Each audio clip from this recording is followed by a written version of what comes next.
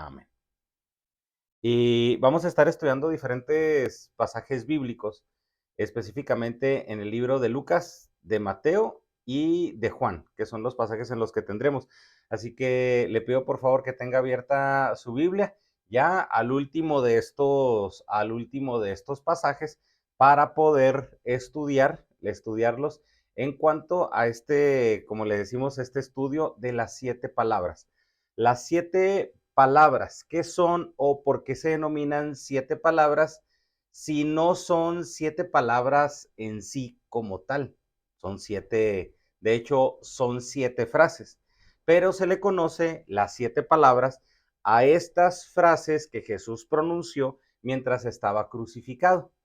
Estas palabras o estas frases nosotros las podemos estudiar en los evangelios y ahorita tendremos un breve estudio sencillo porque son en estas 7 frases las tendremos que explicar breve, claro, muy, como decimos o como se dice coloquialmente, seco, directo y a la cara.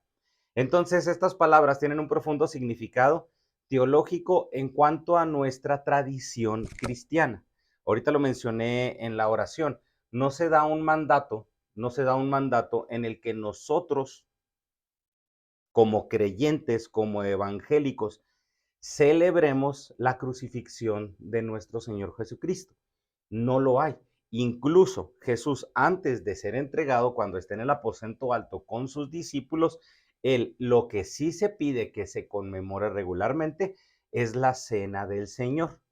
Pero así como una exigencia de que tenemos que celebrar cada año o cada Semana Santa una Pascua o el hecho de comprender, de celebrar este sacrificio, no la hay. De hecho, creo que esto es algo que nosotros deberíamos de hacer no solamente cada vez, cada año, lo tendremos que hacer cada domingo, cada día que nosotros nos predicamos el Evangelio a nosotros mismos, agradecer a nuestro Señor la salvación. Pero si se fija, qué maravilloso sería poder recordar cada día, en cada momento que nosotros tengamos nuestra lectura, nuestro devocional, en cada momento poder recordar la salvación por medio de nuestro Señor Jesucristo. Y la primera palabra que nosotros estudiaremos es, le pido por favor que abra su Biblia en Lucas capítulo 23, versículo 34. La primera de ellas, que como todas son palabras de muchísimo significado. Lucas 23, 34. Dice la palabra de Dios así: y Jesús decía, Padre, perdónalos porque no saben lo que hacen. Y repartieron entre sí sus vestidos echando suertes. Y esa es la primera palabra que nosotros podemos estudiar. Padre, perdónalos porque no saben lo que hacen. Lo que está haciendo Jesús aquí es expresar una súplica al Padre, intercediendo en este momento, en este momento, a las personas que están involucradas en su crucifixión. Algunos dicen, es que era con los soldados directamente. No. ¿Cuántas personas estuvieron involucradas en la crucifixión de Jesús que no solamente fueron soldados? De hecho, desde las personas que gritaron, crucifíquenle, de quienes votaron para que Barrabás sea perdonado, a todos los que están consintiendo la acción, a muchos de los que en ese momento se están divirtiendo, ver a una persona sufrir, se refiere a todos los que están en esa ignorancia. Ellos en ese momento no están siendo conscientes de la magnitud de su pecado.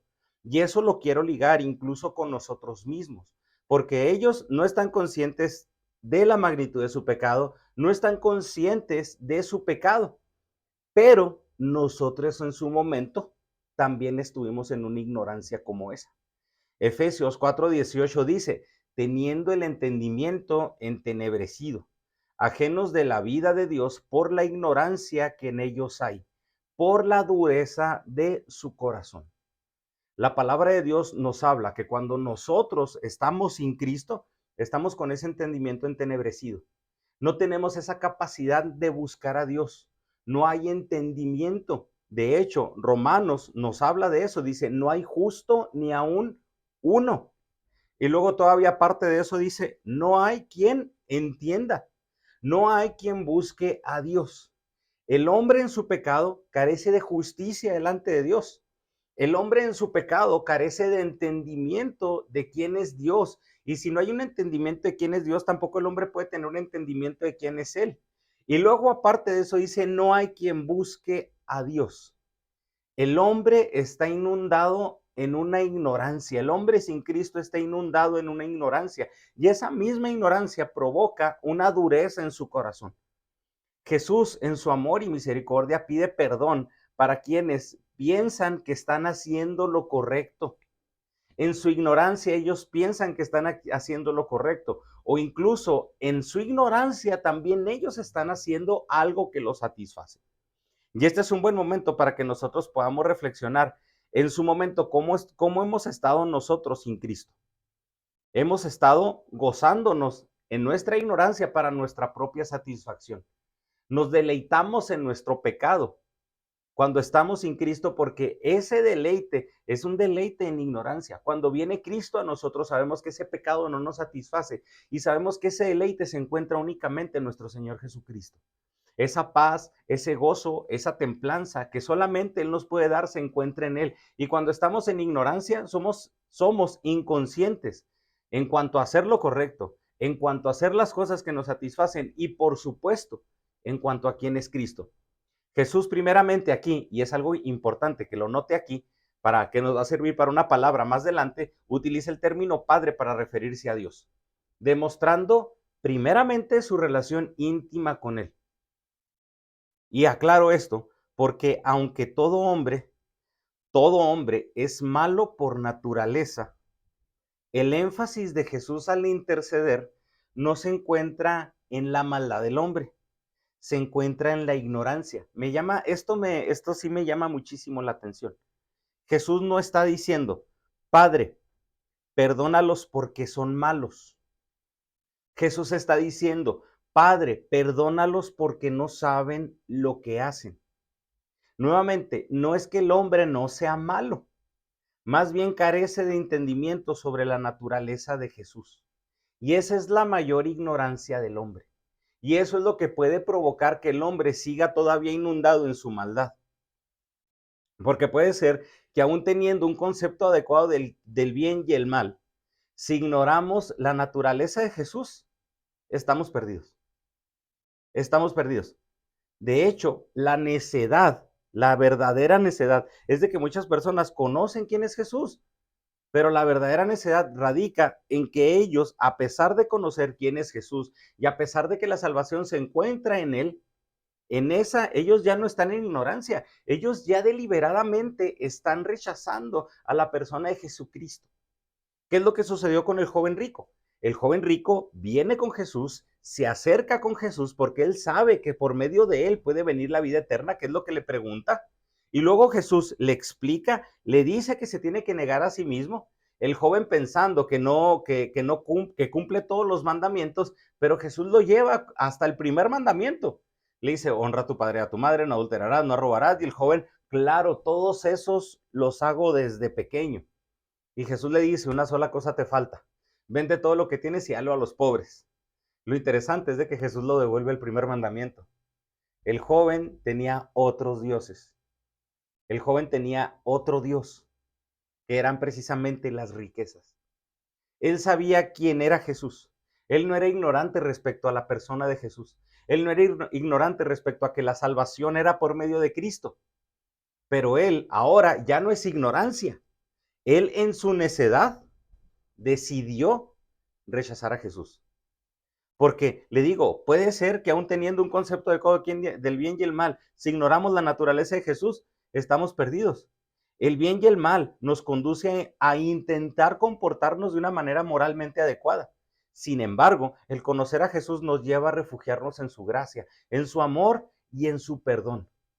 Es lo que veremos en la segunda palabra. La segunda palabra vamos a reforzar esta primera palabra de que perdónalos porque no saben lo que hacen. Ellos no saben lo que hacen porque no saben quién es Jesús. Si supieran quién era Cristo en ese momento, si supieran que Cristo venía para salvarlos a ellos de una muerte eterna, de un juicio eterno, si ellos hubieran conocido que en ese momento Jesús quería salvarlos de su ira, no hubieran hecho lo que estarían haciendo. Por eso, la ignorancia no radicaba en el acto en sí, la maldad del acto no radicaba en el acto en sí, sino la ignorancia que había en su corazón. Esto es una intensa declaración de amor, de perdón y compasión de Cristo para poder cumplir su propósito. Se considera una de las enseñanzas centrales de Jesús en los evangelios, el perdón y la misericordia. Jesús sabe que en nuestra ignorancia le ofendemos, estamos separados de Él. Y Él, obviamente, cuando nos ve a nosotros, me imagino que muchas veces antes de venir a Cristo, Él dice esto, híjole, no sabe lo que hace. ¿Y por qué lo perdono? Porque no sabe lo que hace, porque también la palabra de Dios nos habla en Hebreos que los que han disfrutado del don celestial, de los que reconocen y saben lo que es la palabra de Dios, quién es Cristo, y que aún así deliberadamente quieren seguir en su pecado, dice la palabra que para ellos queda una horrenda expectativa de juicio. Sencillo, porque ellos ya no están en su ignorancia, ya lo están haciendo con un concepto adecuado de quién es Dios y deliberadamente están pecando. Lo delicado es cuando somos conscientes de quién es Jesús, deliberadamente le rechazamos para seguir con nuestro estilo de vida. Padre, perdónalos porque no saben lo que hacen. ¿Usted sabe quién es Cristo? ¿Usted sabe qué ha hecho Cristo? Si usted sabe quién es Cristo, si usted sabe qué ha hecho Cristo, hermano o persona que nos escucha, si usted no es creyente, ya no le queda de otra. Ya no le queda de otra. Si usted sabe quién es Cristo, si usted sabe quién es usted y lo que usted ha hecho y lo que hace Cristo, ya no queda de otra más que rendirnos a Él. Lucas 23:43, segunda palabra. Entonces Jesús le dijo, de cierto te digo que hoy estarás conmigo en el paraíso. De cierto te digo, que hoy estarás conmigo en el paraíso. Esta declaración también es fundamental y también es importante. ¿A quién se le está diciendo? Al ladrón que está enseguida. A uno de los ladrones que está en la cruz. Bueno, no sé si estuvo a este lado, no sé si estuvo a este lado. No, eso realmente no importa. Pero aquí Jesús le está diciendo eso precisamente a un ladrón que ya tiene un concepto adecuado de quién es Jesús. Uno de los ladrones, el otro que no es al que le dice estas palabras, esta persona lo reta. A ver, si eres Jesús, si eres el Mesías, si eres el enviado de Dios, a ver, sálvate a ti mismo y de pasada sálvanos a nosotros. Así como que, a ver, o sea, pues de una vez demuestra. Y el otro enérgicamente le dice, claro que no, o sea, ya, cállate. Ya me quiero imaginar así el cuadro, cállate. O sea, no seas irrespetuoso, no sabes quién es. Nosotros estamos aquí porque estamos pagando las consecuencias de nuestros actos. Nosotros merecemos estar aquí. En cambio, él nada malo ha hecho. Él no ha hecho nada malo, él no merece estar aquí, nosotros sí. Y le dice, no, en pocas palabras, no tienes por qué faltarle al respeto de esa manera, no tienes por qué pedirle de eso. Y luego la declaración súper importante, acuérdate de mí cuando vengas en tu reino. Si está hablando del reino de Cristo, obviamente, ¿quiénes tienen reino? No los súbditos. Está hablando y está reconociendo a Jesús como el Mesías. Está reconociendo a Jesús como el Rey. Si se fija, esta persona en ese momento sí sabía quién era Jesús. Sí sabía quién era Jesús. Pero también es importante saber quién es Jesús y tratarlo como quien es. Esta persona, en el hecho de saber quién es Jesús, ¿qué hizo? Le exigió. Uno exige y el otro se entrega. Uno pide con soberbia, otro pide con humildad. Hermano, sí es importante para nosotros saber quién es Cristo. Por supuesto que es fundamental saber quién es Cristo, pero también es importante cómo nos acercamos nosotros a Él. Jesús le dice a este ladrón arrepentido que está a un lado, como muestra de su arrepentimiento, incluso en el último momento, es acogido por la misericordia divina. Unos dirían, ay, sí, qué chiste. Otros diríamos, pobre cuate, se hubiera evitado incluso hasta el sufrimiento en la cruz. Si se hubiera arrepentido, si se hubiera arrepentido antes de hacer todo lo que hubiera provocado que estuviera en la cruz, de hecho, ni siquiera habría tenido por qué estar crucificado. Unos dicen, ay, sí, qué chiste. No, pues pobre hombre. Al contrario, toda la vida sin Cristo. Muestra que ese arrepentimiento, incluso en el último momento, la misericordia de Dios puede ser efectiva. La salvación está al alcance de todos, en cualquier lugar, en cualquier momento y obviamente, ya lo dije, para cualquier persona. Uno de, pero aún en la cruz, sí, aún en la cruz. Un ladrón como ese, no sabemos el hecho de ladrones o la palabra implica malhechores, no necesariamente un ladrón que tuvo que haber hurtado algo. Pero hermanos, somos malhechores y somos culpables. Y nuestro pecado es igual que cualquier otro, porque no hay una clasificación de pecados. Puede haber una clasificación de consecuencias y muchas veces basada en la consecuencia del pecado, nosotros hacemos la clasificación del pecado y lo catalogamos como un pecado grave o menor o de menor o de menor gravidez, pero de todas maneras es pecado y nos separa de Dios. Pero esta persona, incluso en el último momento, en el lugar que pareciera menos adecuado, porque ¿cómo puede haber salvación en el monte Gólgota, en el monte de la calavera? Pero claro que ahí hubo salvación. Esta promesa es para uno de los ladrones que estaba en la cruz, que en el momento preciso, él estaba reconociendo lo que había hecho y que tenía que pagar lo que había hecho, pero también a su vez supo quién era Jesús y supo lo que podía hacer Jesús. Hermano, lo maravilloso, lo más maravilloso, es que cuando reconocemos lo que nosotros hemos hecho, también ahí entra el poder de lo que Dios puede hacer. Nuestro pecado no puede más que la gracia de Dios. Nuestro pecado nunca va a poder más que la gracia de Dios. No hay pecados que Dios no perdone. Los únicos pecados que en sí, si Dios no llega a perdonar, pues es el pecado que no se le pide perdón. Es el pecado en el que no se va en una rendición, en una confesión, en un arrepentimiento delante de Dios. Pero no hay pecado que sea más amplio, que sea más grande, que sea más poderoso que la gracia de Dios. La promesa de estar en el paraíso no es para quienes son buenos, es para quienes han reconocido quién es Cristo y se entregan a Él. Es para quienes ya no han estado en esa ignorancia de quién es Cristo y se entregan a Él. La promesa del paraíso es para quienes son conscientes de su maldad, son conscientes de quién es Jesús, pero también acuden con Él en arrepentimiento y fe para salvación. Porque mucha gente sabe que es mala. No, no, sí, es que yo soy malo. Y luego, no, es que ve a la iglesia o acércate a Cristo o estudia la palabra. No, no, no, es que yo me voy a acercar a Cristo cuando sea más bueno. Pues nunca, nunca, porque no te va, no, es que Cristo no te va a recibir, Cristo no te va a recibir cuando estés bañadito y peinadito. Cristo te va a recibir, sí, así como eres, pero para transformarte. Si ustedes recuerdan la predicación del domingo, hablamos de eso. Jesús nos recibe para transformación y restauración. La salvación en Cristo no es ajena de la restauración del creyente. Cristo nos salva, nos recibe, nos salva y nos transforma. Él hace una obra en nosotros. Acuérdate de mí cuando vengas en tu reino. Es el reconocer quién es Cristo, pero la promesa de Jesús, hoy estarás conmigo en el paraíso. Jesús es fiel, Jesús es fiel y Jesús no se puso ahí en un momento, a ver, cuenta tus pecados, a ver, haz esto, a ver, haz otro, a ver, repite la oración.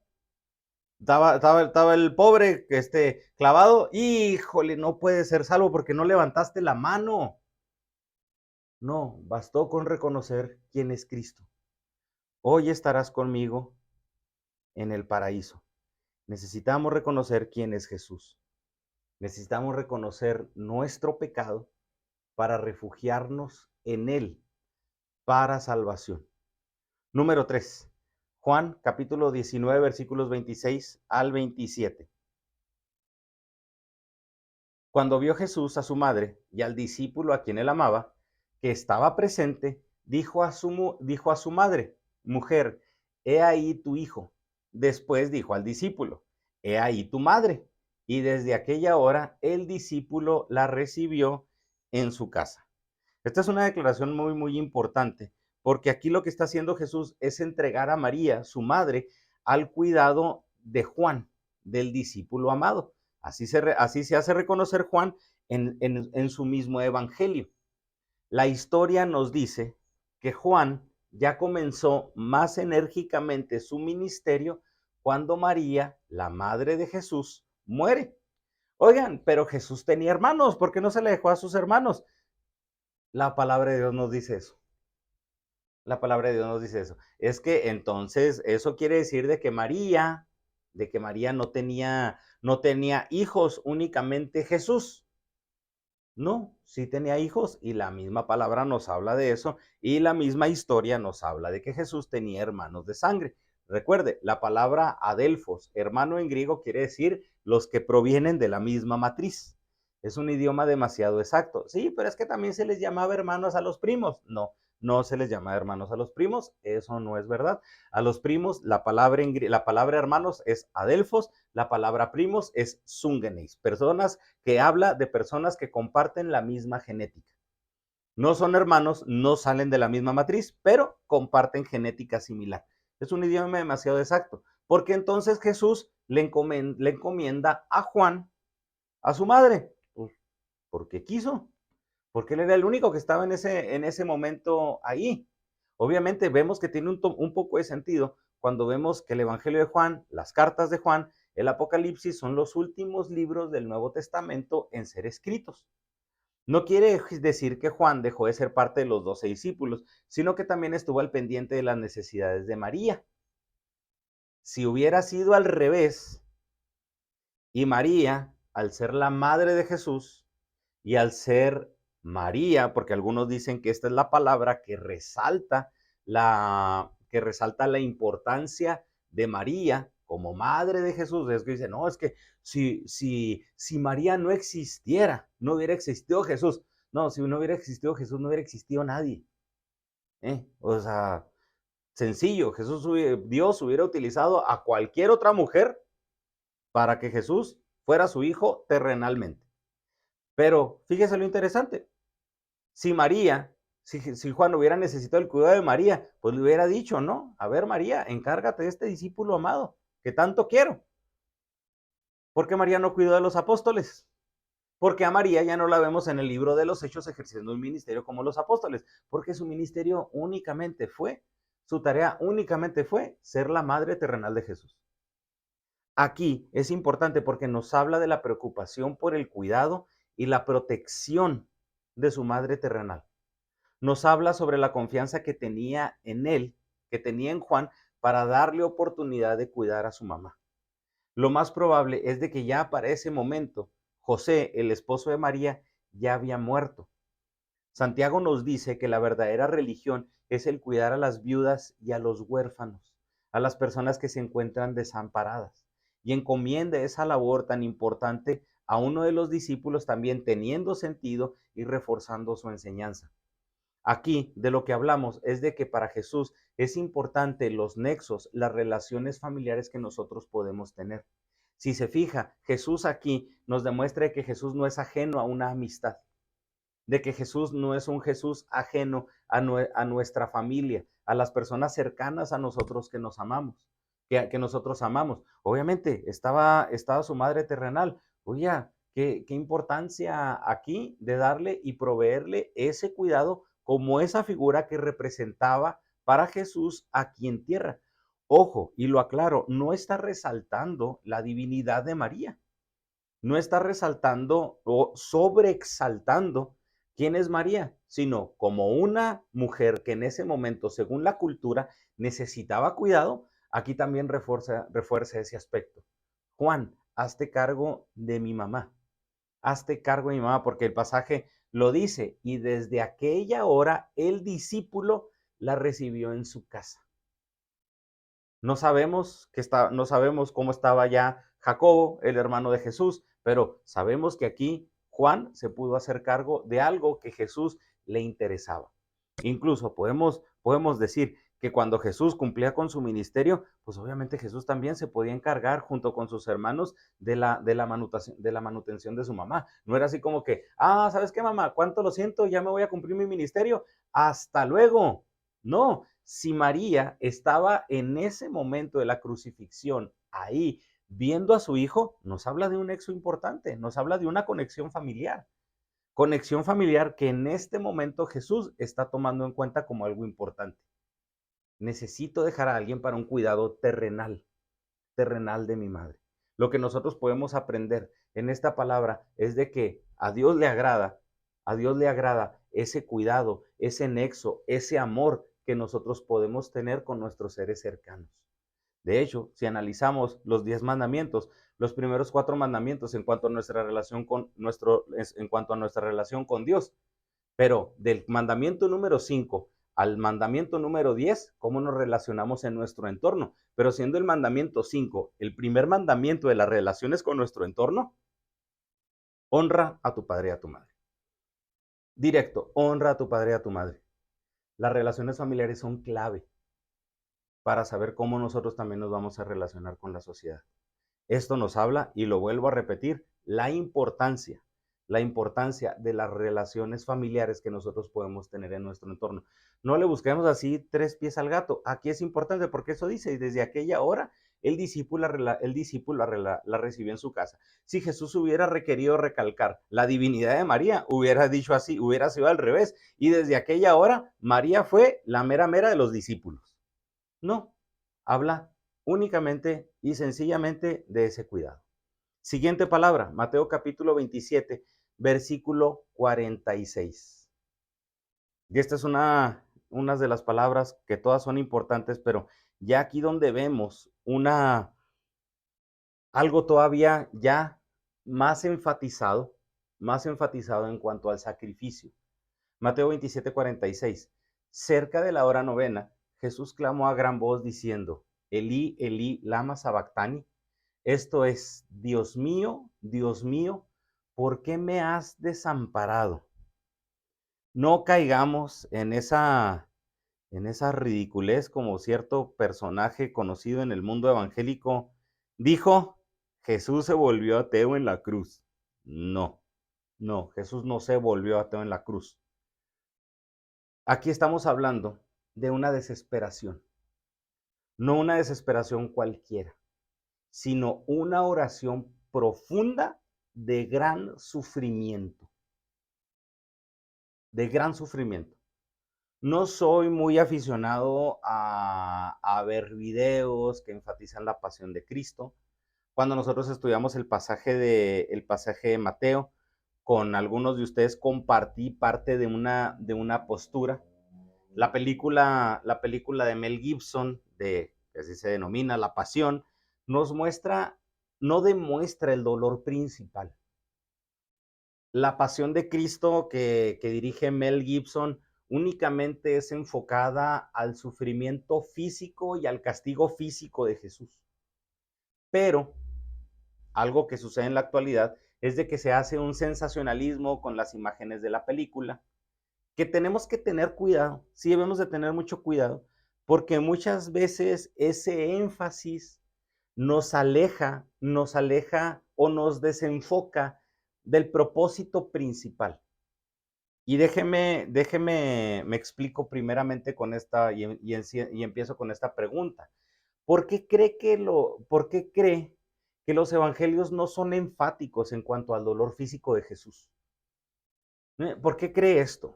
Los evangelios no son enfáticos en cuanto a eso. Muchas de las cosas que nosotros hemos comprendido o estudiado del dolor físico de Jesús en cuanto al sacrificio, no lo sacamos directamente o meramente de la Biblia. Sí, si nos auxiliamos de la historia, lo estudiamos por medio de la historia, pero la Biblia no es enfática en cuanto a esto. ¿No se ha preguntado por qué?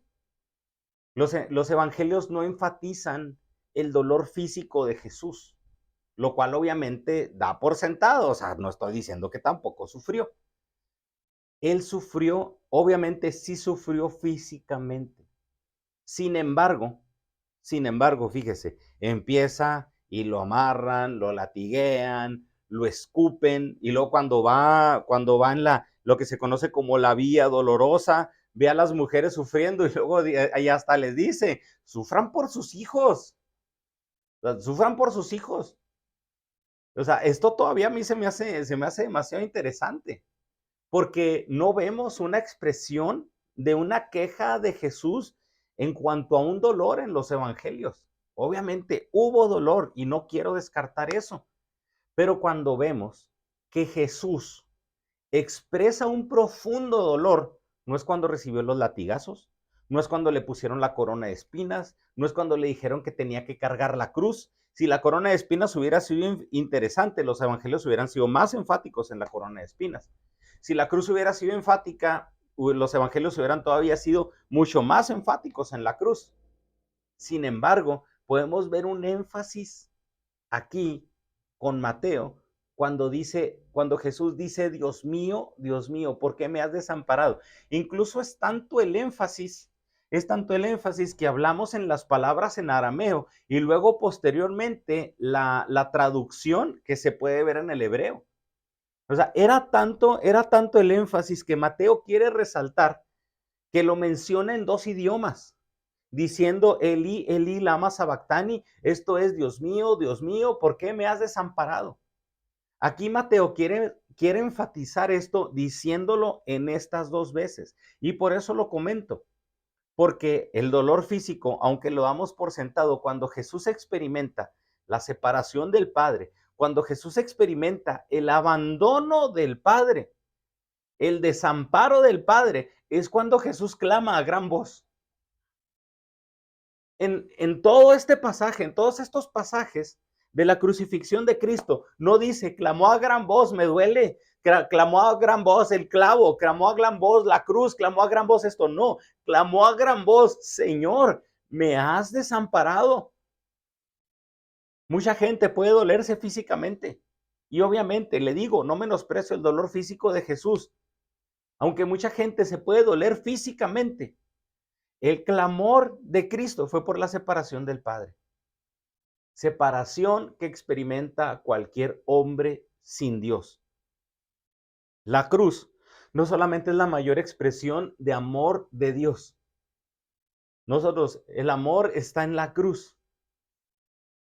Cristo fue a la cruz por amor. Sí, en la cruz tenemos la mayor expresión de amor de Dios hacia el hombre. Pero también en la cruz tenemos la mayor expresión de ira. Ira que en este momento Jesús está recibiendo. Ira que debería de haber sido descargada sobre nosotros. Jesús tiene que experimentar la ira de Dios, Jesús tiene que experimentar la separación de Dios precisamente para nosotros no tenerla que vivir. En el Antiguo Testamento se utilizaba lo que era el chivo expiatorio, un animal en el cual se le cargaban todos los pecados del pueblo y el animal era abandonado a perderse en el desierto. Un sacrificio que tenía que sufrir un animal perfecto cargando todos los pecados del pueblo. Pero ese era algo que se tenía que hacer una vez al año. Aquí Cristo está cargando todos los pecados de Alfonso, antes de Cristo y después de Cristo. Para que cuando Dios vea a Alfonso, Dios vea a Cristo. Cristo estaba sufriendo y estaba gritando lo que yo tenía que haber gritado. Yo tenía que haber gritado, Señor, ¿por qué descargas tu ira sobre mí? Yo tenía que haber gritado eso. Yo tenía que haber reconocido, Señor, sabes que el pecador soy yo. Descarga tu ira sobre mí. Obviamente no quiero decir eso. Pero ahora que la ira de Dios ha sido descargada sobre Jesús, lo único que puedo decir es, gracias, Señor. Esta es la máxima expresión de desamparo de Cristo. El clamor por el abandono de Dios. Jesús experimentó el dolor que sufre todo ser humano alejado de Dios. todo lo que el ser humano debe de sufrir como consecuencia de su alejamiento de Dios. No hay nada más doloroso que vivir alejado de Cristo. No solo tuvo que vivir físicamente, sino que tuvo dolerse físicamente, sino experimentar el abandono de Dios. Aquí es donde vemos reflejada la ira de Dios. La ira de Dios no va relacionada en su totalidad con el castigo terrenal por nuestro pecado. Ay, es que ahí en ese latigazo va mi pecado. No, en esa separación va mi pecado, en esa ira descargada va mi pecado. La ira de Dios no va relacionada solamente con el castigo terrenal. La ira de Dios sobre el pecador se verá reflejada en su máximo esplendor cuando el hombre sin Cristo viva separado eternamente de Dios. Lo importante es de que mientras vivimos, mientras estamos aquí, hay esperanza de salvación. Mientras vivamos, mientras estemos aquí en la tierra, podemos ser ese ladrón que se arrepintió. ¿En último momento? Sí, en último momento. Pero aquí lo que Jesús está exclamando, se está doliendo precisamente porque aquí ya estaba recibiendo la copa de la ira de Dios. Ira que Alfonso tuvo que recibir. Pero si yo la recibía, de todas maneras me quedaba con toda la ira descargada y sin salvación, porque yo no soy apto para un sacrificio, porque soy imperfecto, porque soy pecador. De hecho, lo que necesitamos todos los hombres es reconocer este sacrificio de Jesús. Juan 19:28. Siguiente palabra. Juan 19:28. Y esta voy a ser breve porque es importante hacer un énfasis claro. Después de esto, sabiendo Jesús que ya todo estaba consumado, dijo, para que la escritura se cumpliese, tengo sed. Tengo sed. Y esta declaración es creo que es la declaración, aparte de la de mujer, he aquí tu hijo, hijo, he aquí tu madre, es la declaración más controversial, es de las declaraciones más controversiales. Pero digo que esta todavía mucho más que la otra. Porque a veces al querer explicar, eh, lo comento, a veces me ha tocado escuchar ya varios cultos de las 7 palabras y cada una de las personas da su explicación y dicen 5 minutos y pues no, pues como todo el mundo se quiere explayar, pues duramos media hora, ¿verdad? Ay, disculpen, ¿verdad? ¿Y qué sucede? A todo el que le toque esta palabra, como es la palabra más simple de todas, quiere buscarle otro significado para no durar tan poquito y dar un significado como el que los otros dieron, porque pues qué chido, ¿no? Qué suave al que le tocó consumado es, o qué padre al que le tocó al que le tocó la de en tus manos encomiendo mi espíritu y a la última, o sea, pues qué suave. Pero esta declaración, pues precisamente al ser tan simple, muchos quieren sacar otros significados. Pero aquí lo que nos habla es su lado humano, la humanidad de Jesús. Podríamos decir y llegar a un sensacionalismo de que qué implica, tengo sed, de que Jesús está hablando de una sed espiritual. No, y déjenme le digo por qué. Sí, porque aquí simplemente la humanidad de Jesús. Después de todo, él estaba sufriendo, ya a punto de morir físicamente, experimentando los dolores que conlleva esa tortura. Obviamente tenía sed y no quiero que se oiga también así como que una cuestión de menosprecio, o sea, caminando durante determinado tiempo, sangrando, sudando, obviamente el cuerpo tiene esa necesidad de hidratación. Y así como podemos ver su afiliación natural y el deseo de cuidar a su mamá, también aquí nosotros podemos ver que Jesús tenía necesidades físicas. Algunos aluden a un significado espiritual al hecho de sed de Dios. Es que Jesús tenía una sed de Dios. Pues Sí, Padre, porque me has desamparado. Lo cual podría ser una posibilidad al tener esa separación. En cambio, sencillo, porque esta palabra no se refiere a una sed espiritual y sí se refiere a una sed física en cuanto a la humanidad de Jesús. De una manera muy, muy sencilla. Vemos que en cada una de las palabras Jesús se está dirigiendo específicamente a alguien. Primer palabra, perdónalos porque no saben lo que hacen. ¿Cómo empieza la palabra? Padre, perdónalos porque no saben lo que hacen. Al ladrón, de cierto, te digo. Obviamente estaba apuntando, no podía ser así como que háganme un lado, ¿verdad? Para así, de cierto, te digo que hoy estarás conmigo en el paraíso. Se lo dice al ladrón. Nosotros sabemos claramente a quién se lo dice. Padre, ¿por qué me has abandonado? De cierto, te digo que hoy estarás conmigo en el paraíso. Madre, he aquí tu hijo, hijo, o he ahí tu madre, enfatizándolo. Dios mío, ¿por qué me has abandonado?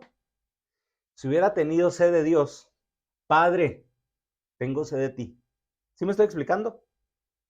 O sea, lo está diciendo claramente a las personas con las que se debe dirigir.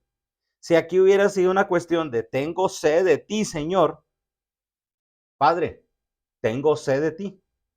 Pero aquí estamos hablando de que en ese momento había una necesidad específica que Jesús quería satisfacer, como la sed. Y sí, nos habla la palabra, no nos dice quién, que enjuagan una esponja con vinagre y se la dan. Algunos dicen que posiblemente fue un centurión por la séptima palabra. Pero aquí nosotros estamos viendo en estas palabras la humanidad de Cristo. Hay nexos sentimentales, humanos que todo hombre experimentamos. El nexo hacia la familia, el nexo hacia los amigos, que lo podemos ver aquí. Hay necesidades físicas que todos nosotros experimentamos. En esta semana Dios me habló por medio de una publicación del Ministerio de Coalición por el Evangelio, y habla de pastor, del cuidado del pastor cuando el pastor está cansado. Y menciona la publicación, pastor, tu cansancio no es sinónimo de infidelidad, de que estás siendo infiel a Dios.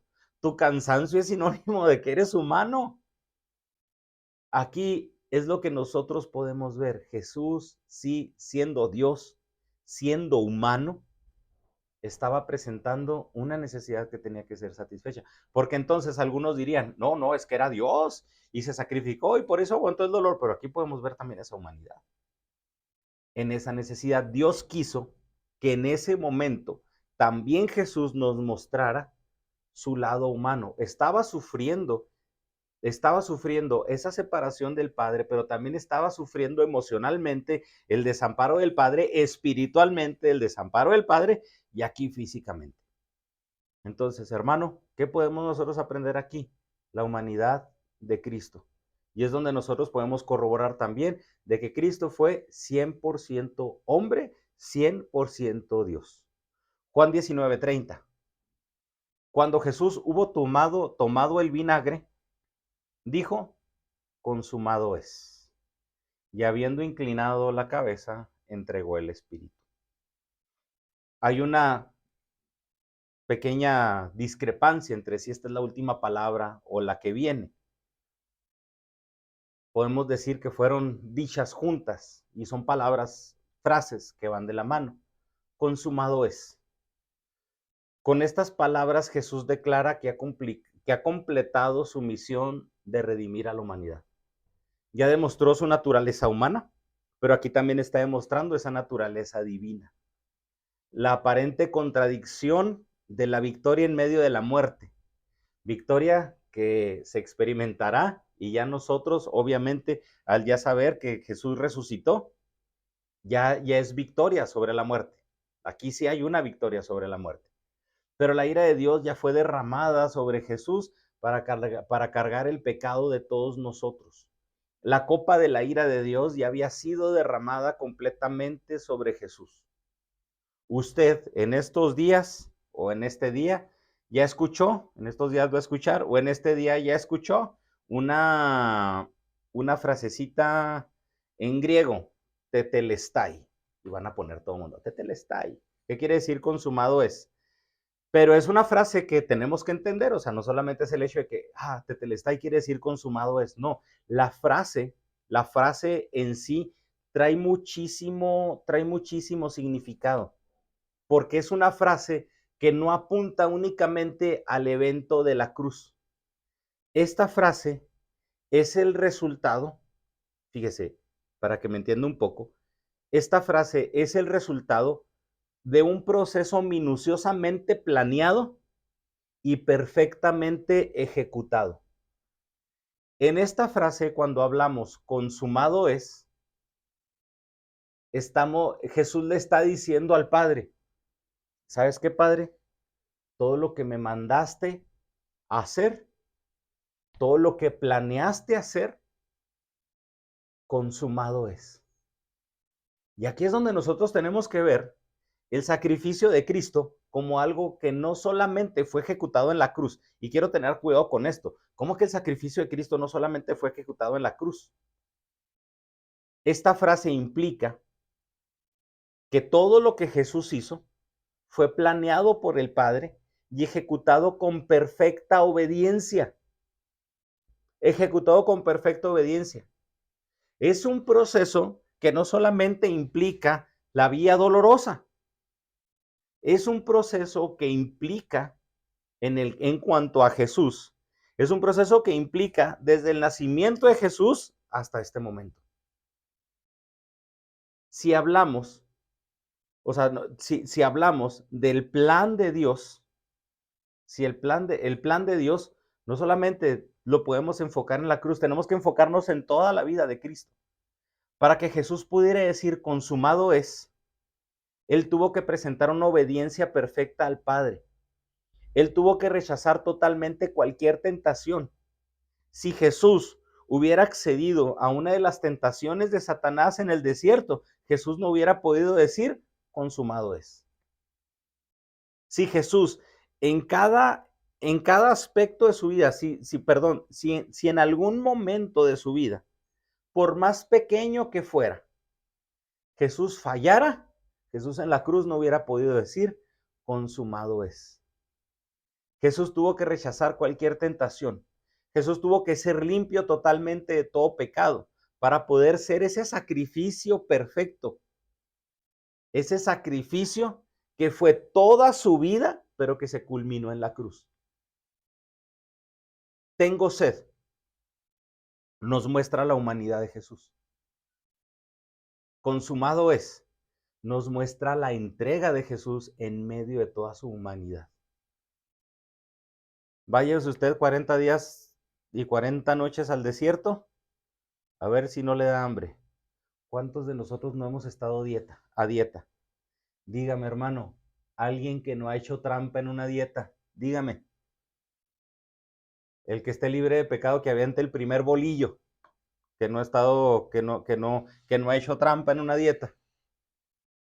Yo he estado a dieta y híjole, en cualquier momento al nutriólogo, al dietero, en cualquier momento al nutriólogo le preguntamos, todo mundo le pregunta a los nutriólogos, y hay un día en el que puedo comer algo que no venga en la dieta. De hecho, algunos le denominan a esa comida trampa. ¿Por qué menciono esto, hermano? Nosotros en algo tan insignificante, que es una comida a la semana o comer perfectamente durante todo un mes, fallamos.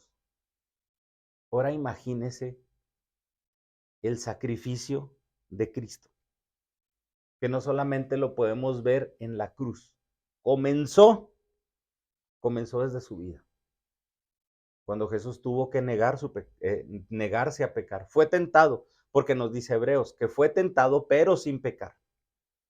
La palabra consumado es una palabra que habla, que no no es una palabra que en el griego esté conjugada en pasado. Nosotros vemos consumado, pasado, es. No, si se fija, si hubiera sido en pasado es consumado, fue. La traducción que se acerca más conjugando pasado con presente, precisamente es eso, consumado es. Pasado, presente junto. De hecho, la conjugación es una conjugación que se llama presente perfecto. Pero es una conjugación que es un proceso que comenzó en determinado tiempo y que termina en un tiempo específico. No solamente, no solamente implica el sacrificio en la cruz, implica toda la vida de Jesús. La salvación que nosotros podemos tener es el resultado de un proceso que Dios planeó y que Jesús vino a ejecutar. Planeado minuciosamente, pero ejecutado perfectamente. Aquí, hermano, es donde todavía tendríamos que ver la vida de Cristo como algo totalmente divino y sobrenatural. La muerte de Cristo como algo totalmente divino y sobrenatural. Es donde podemos reforzar que el sacrificio de Cristo todavía fue mucho más allá que morir en la cruz. Porque Jesús se negó a las tentaciones de Satanás. No sabemos a qué otras cuestiones también, si Jesús se negó podemos ver en los evangelios que Jesús se negó a enrollarse emocionalmente y discutir con los fariseos molesto. Jesús en su vida demostró dominio propio. Jesús en su vida demostró paciencia, demostró templanza. Podemos ver que Jesús fue perfecto para en este momento poder decir estas palabras. Y aunque implica un proceso completo, también nos habla de que ya no le podemos agregar nada a la salvación. Usted no le puede agregar nada a la salvación y usted no le puede agregar nada a la obra de Cristo. Si usted quiere agradar a Dios, es a través de Cristo únicamente, porque Cristo es el sacrificio perfecto. Nos salvamos por obras, por la de Cristo en la cruz. Si usted quiere ser salvo, vaya a Cristo, porque Él fue el que dijo, consumado es. Porque Él fue el que vivió perfectamente para nosotros poder tener acceso a esa salvación. Y muchas veces nosotros, en nuestra ignorancia, pensamos que Dios se va a agradar más. Ay, es que voy a hacer esto, ay, es que voy a hacer otro. Es que esto que voy a hacer es como la cerecita del pastel. A la palabra consumado es no. Nosotros no le podemos agregar nada a la salvación. Ya nada se le puede agregar a la obra de Jesús. Usted no puede decir, ay, si Jesús mejor hubiera hecho esto, estaríamos menospreciando incluso la salvación de Cristo, la salvación por medio de Cristo. Ya la obra de la salvación se encuentra perfectamente completa. Usted no tiene que agregarle nada. Usted no tiene que hacer nada. Lo único que tiene que hacer es ir ante Cristo y reconocer como a ese ladrón necesidad de salvación, quién es Dios y qué es lo que ha hecho. Y por último, Lucas 23:46. Lucas 23:46. Entonces Jesús, clamando a gran voz, dijo, Padre, en tus manos encomiendo mi espíritu. Y habiendo dicho esto, expiró.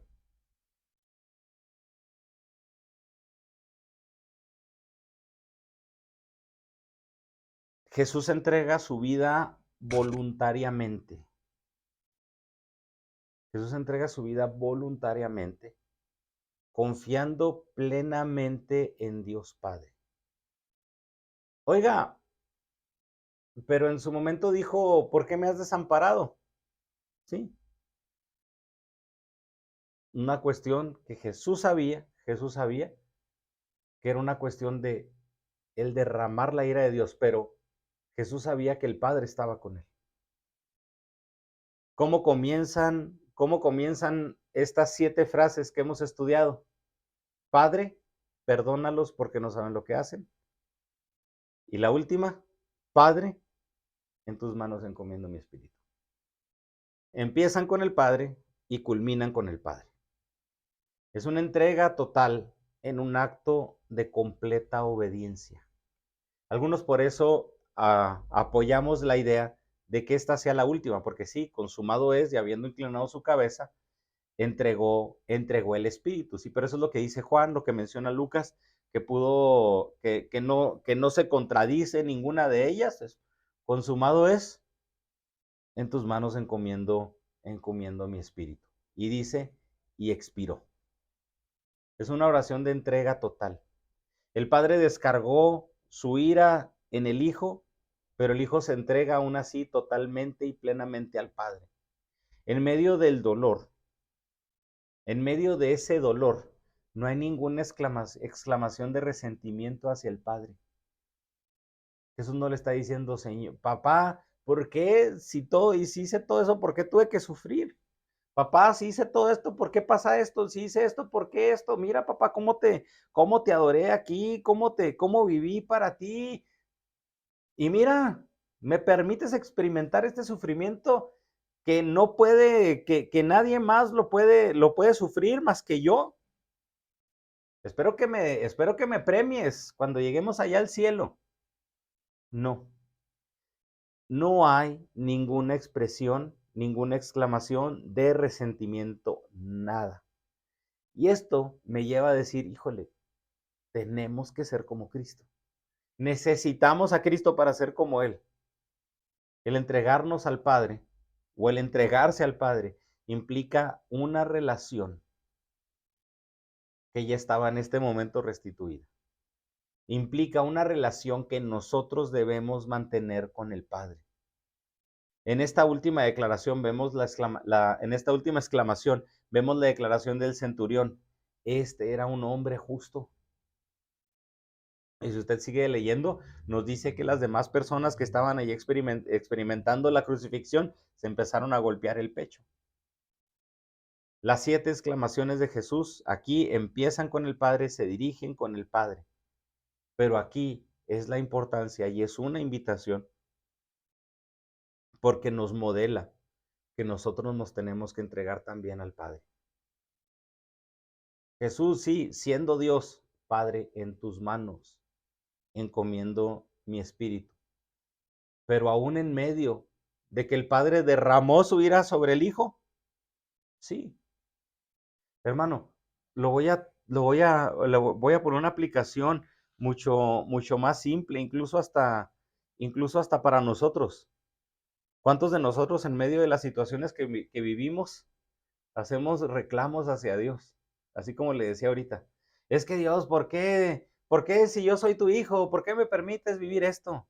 Oye, Señor, ¿por qué si yo te adoro? ¿Por qué me permites vivir esto? Y hacemos nuestras exclamaciones de resentimiento y de dolor.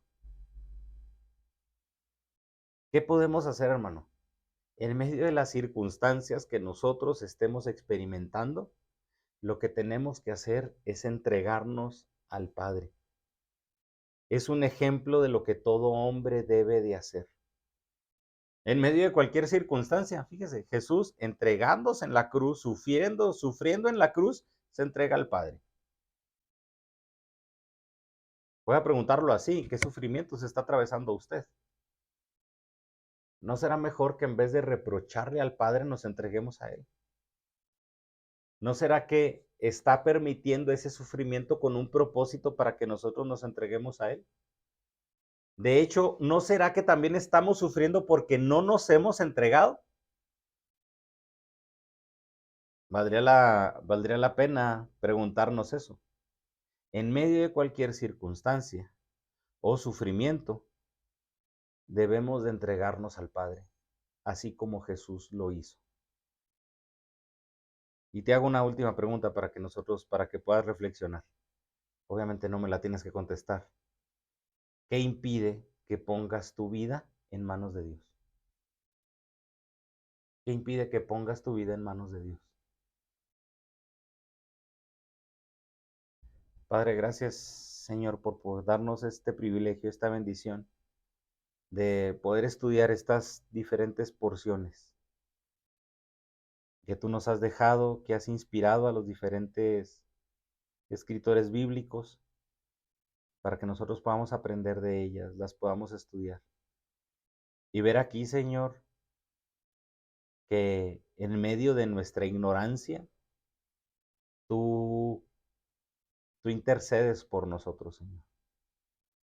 Que en medio de cualquier circunstancia, Padre, y aún siendo el último momento, podemos venir a ti para salvación. Donde también nos enseñas, Padre Santo, de que para ti son importantes nuestras relaciones interpersonales y los nexos terrenales que aquí podemos tener.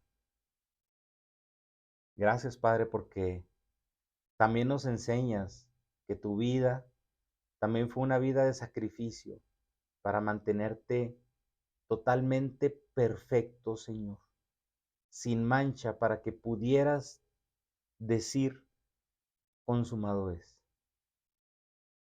Porque nos enseñas, Padre, tu humanidad. Porque, Señor, tú no tenías, Señor, por qué sufrir ese dolor. Porque tú eras inocente, Señor, pero cargaste el pecado de todos nosotros. Y por esa razón, Señor, como dice el profeta Isaías, aunque nuestros pecados fueran rojos como el carmesí, tú los puedes hacer como blanca lana, Padre.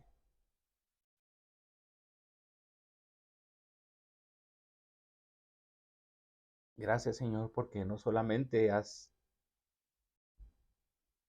borrado mi pecado, también has limpiado nuestra vida, Señor. Y aunque seguimos en este proceso, Padre, te pido por favor que sigas limpiando, que sigas quitando, que nos sigas mostrando, Señor, incluso cómo también restaurándonos para también, Señor, ensuciarnos menos.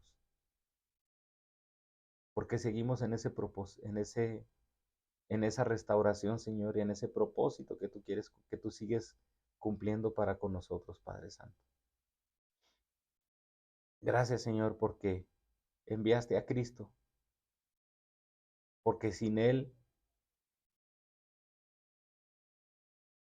nuestro perdón, Señor, nuestra salvación no podría haber sido efectuada.